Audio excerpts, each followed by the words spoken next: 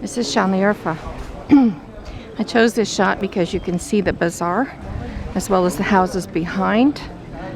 And there's some sort of official buildings in here as well, because this is the holiest site of Sanliurfa. You can see a little bit of the Crusader Castle up there. It was originally built in the probably under Alexander the Great and was rebuilt many times.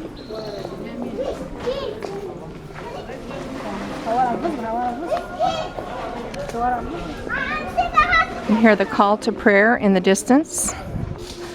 Salah ad-Din lived here. If you've seen The Kingdom, you know how important Salah ad-Din is. He was a very good ruler. He did not slaughter the Christians when he took over Jerusalem, but he allowed them to live there in peace with the Muslims when he ruled. And that's what The Kingdom was about, if you saw that, with Orlando Bloom and I don't know who else. Here is the beginning of the Holy Mosque. The men are in this area here. And the women are, of course, separated.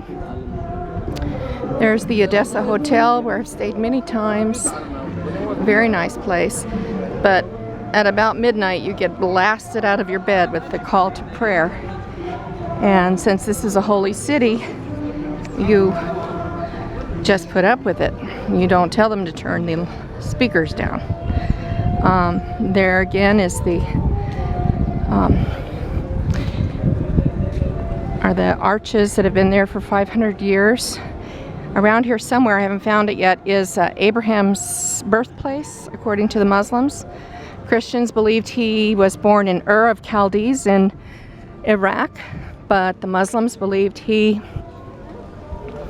was born here in Urfa. So you've got two Urs, Urfa and Ur of Chaldees. And no one will probably ever know where Abraham was born, but wherever he was born, he was the originator of the world's three greatest religions. Islam, Christianity, and Judaism all claim Father Abraham as their original founder. He supposedly had the idea of the one God,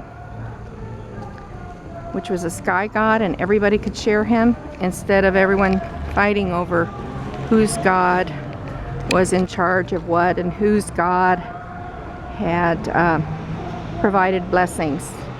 Now there was one sky god to unite everybody, the original Jews, or the Hebrews as they were called, and later Islam, or later Christianity under the Jew named Jesus.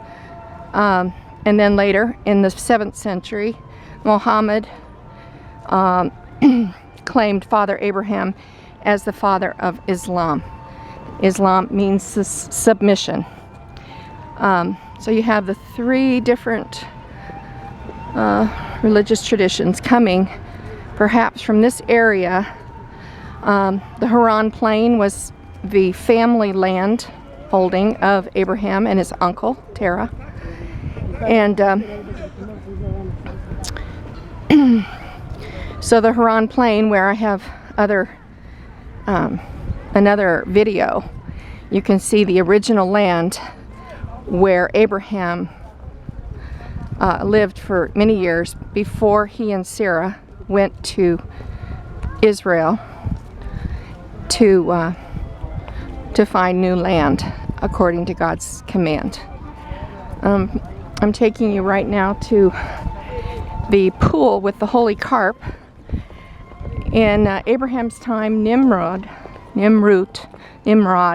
Nimrod, supposedly took Abraham because he didn't appreciate him disrespecting the local gods, and put him on a catapult between two upright columns. Nimrod supposedly catapulted Abraham from these two columns here that you see in the distance. I'm going to try to get a focus there. And his idea was to kill Abraham by having him land in a huge bonfire full of flaming logs. Instead, according to the tradition, the logs were turned into carp, which is a fish, and Abraham landed safely in a pool of water. And this is what we are seeing here. This is a very holy place to all Muslims. Abraham's life was saved by God, showing favor by God. And you hear somebody playing a flute here, or perhaps it's piped in, but you see many fish here.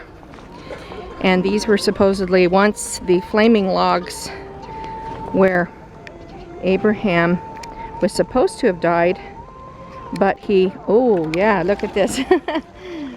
This little boy is throwing water in there. I mean, throwing bread in there, and the carp are all coming to the top of the water to eat that. So you can see how many fish